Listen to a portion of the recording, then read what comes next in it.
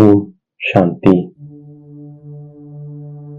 நாம் கண் இழந்தவர்களுக்கு ஊன்றுகோலாக இருக்கும் ஆத்மா. நாம் சதா முகமலர்ச்சியுடன் இருக்கும் ஆத்மா. நாம் வைர விழா கொண்டாடுகின்ற ஆத்மா.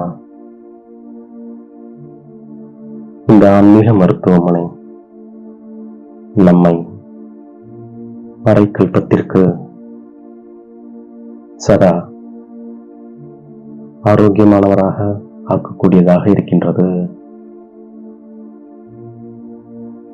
இங்கு நாம் ஆத்ம அபிமானியாகி அமர்கின்றோம். நாம் எந்த ஒரு உயிருடன் இருப்பவர்களையும் மற்றும் இறந்தவர்களையும் நினைவு செய்யாமல் இருக்கின்றோம். ஒரு தந்தையின் நினைவு இருந்தது என்றால் விக்ரமம் விநாசமாகும் என்பது தந்தையின் டைரக்ஷன் ஆகும். நாம் அனைத்தையும் செய்து கொண்டே நினைவில் இருக்கின்றோம். ஆன்மீக தந்தையோ அனைவருக்கும் ஒருவரே ஆவார். நாம் எவ்வளவு முடியுமோ அவ்வளவு தந்தையை நினைவு செய்கின்றோம். ஒரு தந்தையை தவிர எந்த ஒரு சாக்காரம் மற்றும் ஆக்காரத்தை நினைவு செய்யாமல் இருக்கின்றோம். நாம் தந்தையை நினைவு செய்வதன் மூலமே நம்முடைய பாவம் எரிந்து சாம்பலாகின்றது. தொழில் முதலியவை செய்தாலும் தந்தையை மட்டும் நினைவு செய்து கொண்டிருக்கின்றோம். ஆகையால் நம்முடைய விகர்மங்கள் விநாசமாகின்றது. ஆத்மாவின் அறிமுகத்தையோ எப்பொழுது தந்தை வருகின்றாரோ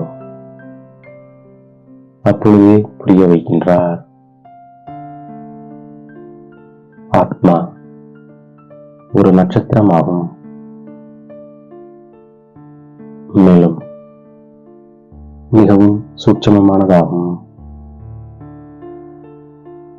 இது அரைக்கல்பத்திற்கு சதா ஆரோக்கியமானவர் ஆவதற்கான பல்கலைக்கழகமாகும். ஆத்மா அழிவற்றது. ஒரு பொழுதும் அழியாதது. முழு நடிப்பும் ஆத்மாவினுடையதே ஆகும். ஆத்மா ஒரு பொழுதும் விநாசமாவது கிடையாது. நாம் 84 பிறவிகள் எடுக்கின்றோம். இது நாடகமாகும். உலகம் இப்பொழுது தமோப்பிரதானமாகிறதோ அப்பொழுதே பிறகு தந்தை வந்து சதோப்பிரதான உலகத்தை உருவாக்குகின்றார். பாரதவாசிகளாகிய நாமே பிறகு புது உலகத்தில் வந்து ராஜ்யம் செய்வோம். உயர்ந்ததிலும் உயர்ந்தவர் பகவான் என்பதை நாம் இப்போது அறிந்திருக்கின்றோம்.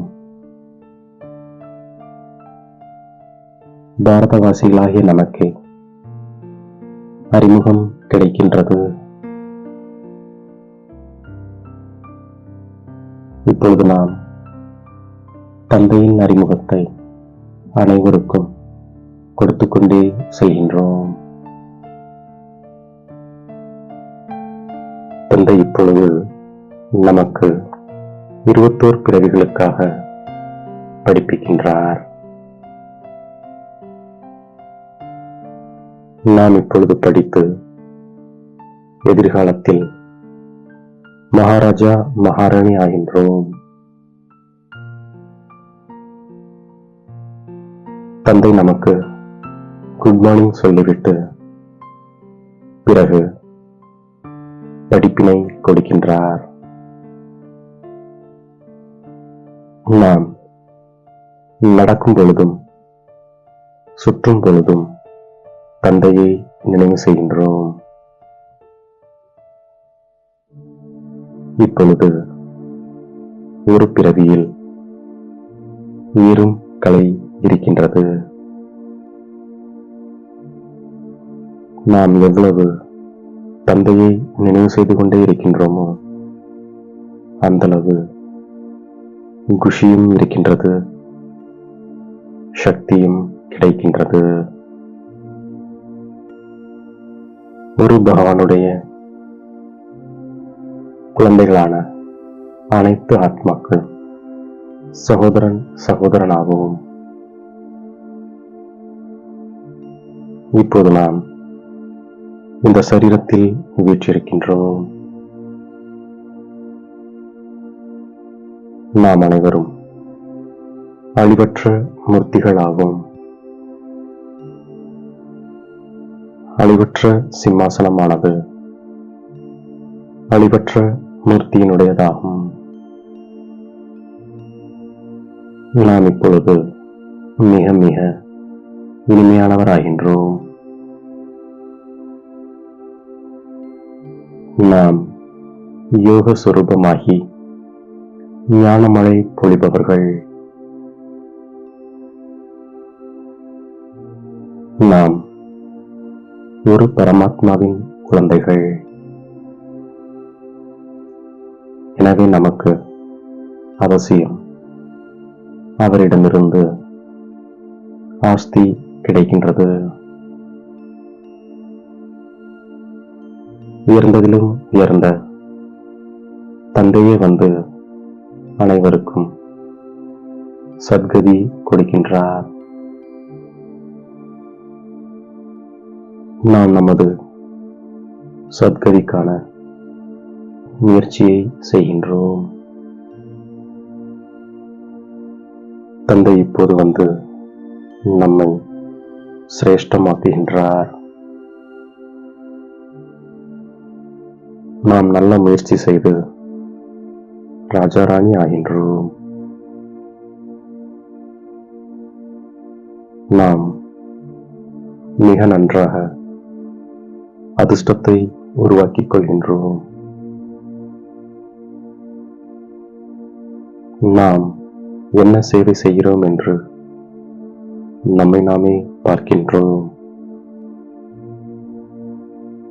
திருப்தியின் அடையாளம் உடனடியாக மலர்ந்த முகமாக தென்படும். நாம் சதா திருப்தியாளராக இருப்பதால் முகமலர்ச்சியுடன் இருக்கின்றோம். நாம் முகமலர்ச்சியால் மட்டுமே மதிப்பை பெறுகின்றோம்.